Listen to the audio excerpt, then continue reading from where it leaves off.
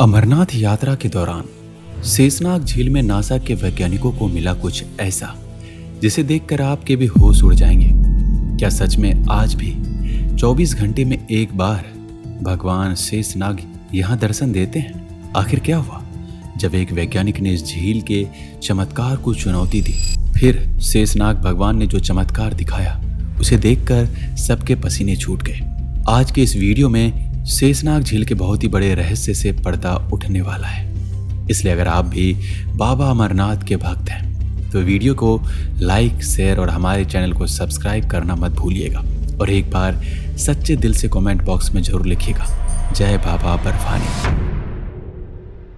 शेषनाग झील से जुड़ा एक ऐसा रहस्य है जिसे सुनने के बाद हर कोई अचंभित हो जाता है। इस झील में कई चमत्कारिक घटनाएं सदियों से हो रही है।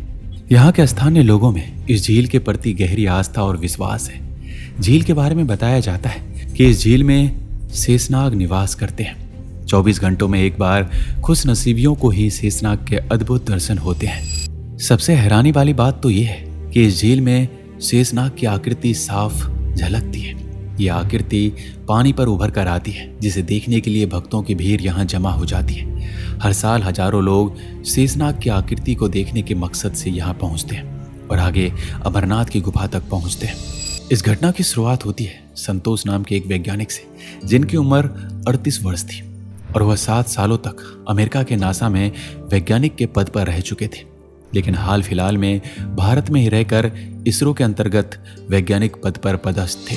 संतोष वैसे तो एक सनातनी हिंदू थे, लेकिन विज्ञान की पढ़ाई बहुत ज्यादा करने की वजह से अक्सर वह सनातन धर्म को ज्ञान से चुनौती दिया करते थे। संतोष ने कॉलेज के समस्त दोस्तों के साथ मिलकर अमरनाथ यात्रा पर जाने की योजना बनाई। संतोष हर चीज के पीछे वैज्ञानिक तर्क दिया करते थे, लेकिन काफी सालों से दोस्तों से मिलना जुलना नहीं हुआ था। इस वजह से उन्होंने इस यात्रा के लिए हामी भर दी, जिसके बाद अमरनाथ की पैदल यात्रा उन्होंने पहलगांव से शुरू की, जहां 8 किलोमीटर का सफर तय करके वो चंदनबाड़ी पहुंचे। लेकिन रात्रि हो जाने के कारण वहां पर उन्हें रोक दिया गया, जिसके बाद उन्होंने वहां पूरी रात गुजारी। अगले दिन सुबह 6 बजे से उन्होंने अपनी पुनः यात्रा शुरू की, जहां उन्हें आगे पिस्सू घाटी के लिए बढ़ना था। इस पिस्सू घाटी पर देवता और राक्षसों के बीच में युद्ध हुआ था, जिसमें राक्षसों की पराजय हुई। लेकिन संतोष सभी बातों को नकार रहे थे। चंदनबाड़ी से 15 किलोमीटर का सफर तय करने के बाद वो एक ऐसी झील पर पहुंचे जिसकी आकृति शेषनाग के समान लग रही थी, जिसे शेषनाग झील कहा जाता है। पौराणिक कथाओं के अनुसार जब भगवान शिव माता पार्वती को अमर कथा सुनाने अमरनाथ गुफा ले जा रहे थे, नदी को पहलगांव में, चंद्रमा को चंदनबाड़ी में छोड़ दिया था। शेषनाग को भगवान शिव ने इसी झील में छोड़ा था। भगवान शिव ने शेषनाग से कहा था कि इस झील से किसी को आगे नहीं जाने देना। तब से इस झील में शेषनाग का निवास माना जाता है। ऐसा कहते हैं स्वयं शेषनाग ने इस झील को खोदा था और अपने निवास स्थान के रूप में चुना था। तब से आज तक उनका निवास इसी जगह पर है। ऐसी मान्यता है कि बहुत सौभाग्यशाली भक्तों को 24 घंटे में से एक बार शेषनाग जी दर्शन देते हैं। इस शेषनाग झील की लंबाई 1.5 किलोमीटर और गहराई 250 फीट की है। जब संतोष ने इस पूरी रोचक घटना के बारे में सुना तब उन्हें बड़ा आश्चर्य होने लगा, क्योंकि वह सनातनी हिंदू थे तो पौराणिक घटना पर विश्वास कर रहे थे। लेकिन शेषनाग आज भी इस झील में दर्शन देते हैं। उन्हें इस बात पर विश्वास नहीं हो रहा था। इस झील के 1 किलोमीटर बाद संतोष और उनके दोस्तों को रात्रि रुकने के लिए फिर से कैंप मिल गया। वह अपनी आगे की यात्रा थोड़ा आराम करके अगली सुबह शुरू करने वाले थे। संतोष वैज्ञानिक थे। उन्होंने जो भी शेषनाग झील के बारे में सुना था वही बार बार उनके मन में आ रहा था। आखिर ऐसा कैसे हो सकता है? इसके बाद रात्रि को तकरीबन 11:30 पर उनके सभी साथी कैंप में सो चुके थे, तो संतोष चुपचाप 1 किलोमीटर पैदल चलकर पुनः शेषनाग झील के पास पहुंचे। कुछ देर वहीं बैठे रहे और शेषनाग के दर्शन का इंतजार करने लगे। तभी उनके साथ जो हुआ उसे देखकर आपके पैरों तले जमीन खिसक जाएगी। पहले तो उन्हें इस बात पर बिल्कुल विश्वास नहीं था, लेकिन फिर अपनी आंखों से उन्होंने जो देखा उसे देखकर उनके भी होश उड़ गए।